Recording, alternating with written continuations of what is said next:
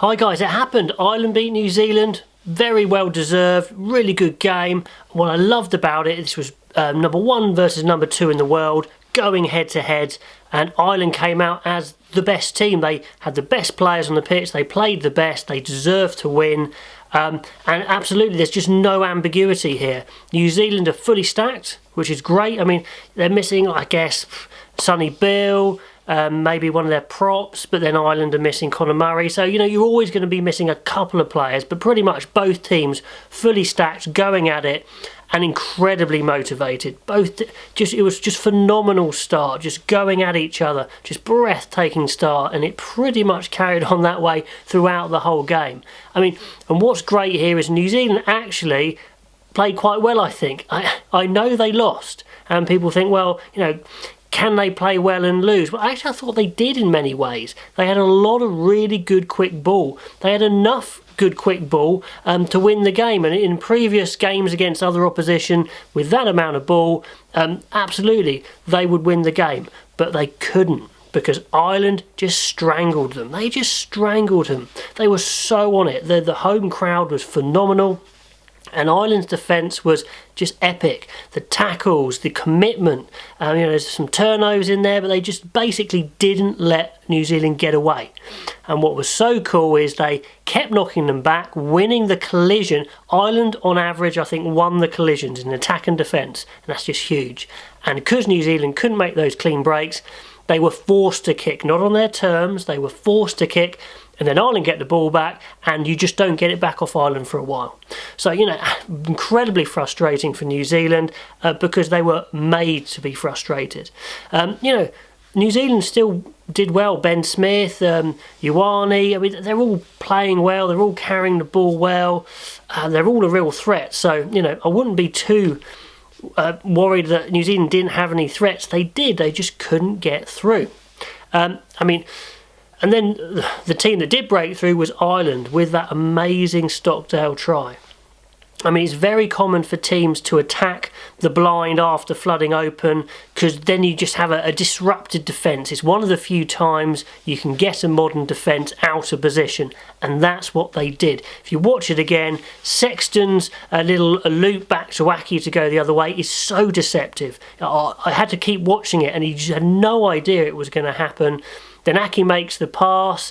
You know, Aki's been under so much pressure from the New Zealanders saying, you know, he's not really good enough to be in the All Blacks. He's only come over here because he couldn't get in the All Blacks. Really giving him a hard time. Such a nice guy, such a hard time. And Aki was so fired up, had a great game, and you should have seen him at the end of the game, you know, sticking it to the All Blacks there. But he makes the great pass. Stockdale attacks the blind with Rory Best outside him, and yeah, you probably don't want to use Rory Best as your winger, so he chipped and chased, and then only Stockdale's power would finish that one. I don't think any of the other Irish backs would have finished that, and that's why he's in the team. He's not there for his subtle stuff, he's there for that stuff. So that was just awesome, and New Zealand couldn't get over the line, and they close out a really good win. So the question is, this is what I want you guys to answer for me, because I'm too chicken to make the call. Are Ireland the best team in the world?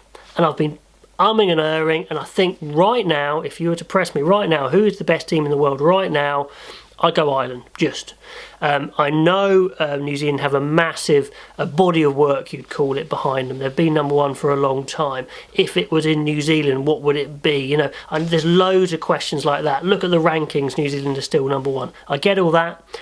You know, I'm a bit more qualitative than quantitative. I would say, yes, Ireland are the best side in the world right now. And what was interesting was New Zealand were worried from the start. I've never seen them this worried about an opposition, the way they talked in the before the game. And then they're kicking at goal, tricky kicks at goal instead of going to the corner, which they never normally do. Drop goals again, because they just were so worried they couldn't break down Ireland. They had to try and get their points where they could, and it just wasn't enough. So anyway, New Zealand are always looking to improve. So here's my question. What could Ireland do to actually get even better?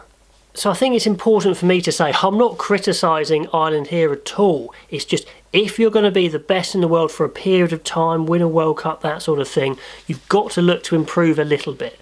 And What are some of the areas where Ireland could improve? Well, I mean, Sexton is the playmaker, or the number 10 is the playmaker, and when Sexton's out of the game, either on the floor or on the other side, whatever it is, you know they're not going to do anything massively creative. You know, Sexton's runarounds, all the options on that are fantastic, but if it's not going to Sexton, not a lot's going to happen. It's not a problem because what they do is so direct and so strong you can't stop it, but you just know not a lot's going to happen that's clever unless Sexton has the ball. And I completely take the argument that seems to be good enough, and why would you change it? And you don't have to. I'm just looking for areas where they could improve. You look at New Zealand, even though they lost, they play a clever little system where Mackenzie at fullback is the second playmaker because he's a 10. I think you lose a little bit it's a bit of a compromise having Mackenzie at fullback. Physically he's given away a fair bit, maybe in the air, maybe if he gets caught, if he does get caught. And New Zealand's best 15 is probably Ben Smith or maybe Geordie Barrett at home, but then they won't have their second playmaker. So they go for that, for their second playmaker, and they did do this quite well in this game where they bring Barrett in as a runner or a deep 10. Sometimes he's acting as a winger with Mackenzie as the first playmaker, took some inside balls, they run Barrett a lot. So is that something Ireland could do? They could play Carberry at 15 and have him as that extra playmaker, but then of course they lose a little bit if they don't have Carney there with everything that he brings to the party. So it's just a question there. Comment, what do you think about that? Do you just leave it and maintain, or do you try and get better with that slight risk you could lose a bit of what made you great in the first place? So let's look at New Zealand now. Where are they going to want to improve? And they are, because they don't lose often. They hated this loss. This was gutting. What about going back to the idea of Mo'unga at 10 and Beauden Barrett at 15? Maybe not all the time, but sometimes. Then you still have your two playmakers. You can still bring Mackenzie on. But you have your steady 10 who can do everything, great kicker, good playmaker. And then you have your live wire at 15, and I think Beauden Barrett for me has got more at fullback than Mackenzie has. Have a think about that. I think that could really work. It's a bit drastic, but could definitely something that could solve a few of the New Zealanders' problems there. A couple of other questions. Are some of the New Zealand players not quite as great as some of the ones in the past? And I think it's probably yes. They're still very good. Is Squire quite good enough to be an All Black 6? Maybe not. I mean, who else is there? New Zealand fans, let me know. We've probably been a bit spoilt with Kano at 6, that monstrous 6. He's been so good for them for so long. Doesn't look like he's coming back. Maybe he will, I don't know. Centres, they're good players. Are they is that a world-beating combination? Crossing Goodhue? Not sure. Sonny Bill was injured, but his game hasn't been great for a little bit now. There's plenty of other good centres in New Zealand. Who might you put in there that could be better? Could be an area they're looking at. And dare I say, the great Kieran Reid, who I reckon's been the best number 8 for a long time now, over this year, I just see his performances dropping off a little bit. Just hasn't quite got that power and athleticism that he used to have. He's still very good, but he's just not quite what he was. So just a few questions there. And overall, we can see the North v South divide isn't so big a divide now. You've probably got New Zealand and Ireland at the top, and then the rest scrabbling around in quite a level little playing field in the tier 1s there. It's not what it was like when I was young, where you had the big Southern Hemisphere 3 and they would pretty much win everything, and the Northern Hemisphere guys would be the underdogs. So it's really changed. It's great to see. But what a great game. What a fantastic test match game. Would have made a fantastic World Cup final. If we had that sort of quality game for a World Cup final, I would be happy. So anyway, comment below. Who is the best team in the world right now? I would love to hear from you.